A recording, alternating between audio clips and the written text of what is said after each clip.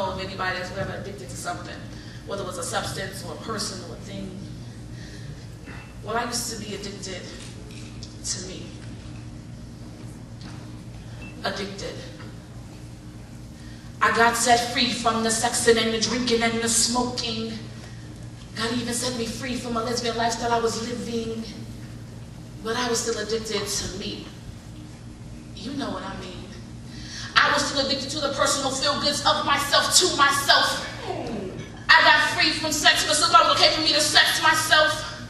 I had it down to a science, no videos and pictures needed, just 5 minutes of the hand back and forth, and I would go back and forth in my mind, justifying why it wasn't a sin. Only trying to repent before I took communion. I got addicted to me at an early age, like 10, 12. And by 13, I had someone else's help. And by 16, I had a toy to help. I was a lover of me. I was addicted to me. I disregarded 2 Timothy 3:2. Talking about how we should be lovers of ourselves. I was already a lover of myself. And it was too late. I was addicted to myself. And the sad part was I didn't know I needed help.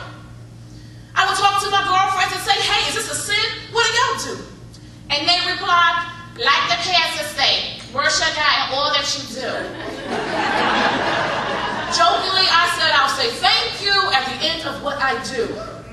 But this self-filled lust was detrimental to myself. It aided in the bed in my closed heaven, and I couldn't hear the prosperous sounds of rain because I was too busy trying to make it rain. I was addicted to myself, plain and simple. I loved the way I felt. I needed help. I asked God to deliver me from me. And the hardest part was getting convinced that it was a sin. Because I thought if I could do it to thoughts of no one else, then it wasn't a sin. Reality check. Half the time that would work. The other half I would give in. So even if I could do it to thoughts of no one else and nothing else, I was still lusting after myself. I was addicted to my hands. I had more toys than Full Lock. I had Jordans. I had things with warranties and eyes with 5 speeds. I was addicted to me. Until I prayed and said, God, prune and uproot anything that's in me that's not like you. And show me where the seed of this lust began. And I remembered it was at the hand of my neighbor. We were playing house. I was 8 and he was 2 years older. And he said, this is what our parents do. And we are playing house. And since what he said was true, I let him put his hands in my pants and his fingers began to dance. And it felt good, so I thought it was okay. Until the day, nearly 20 years later, I got revelation that it was a sin. I said, Lord, deliver me. I don't want to be addicted another second, another day, another year. I need your help. I knew I was a lover of pleasure, but I didn't think it was more than I loved God.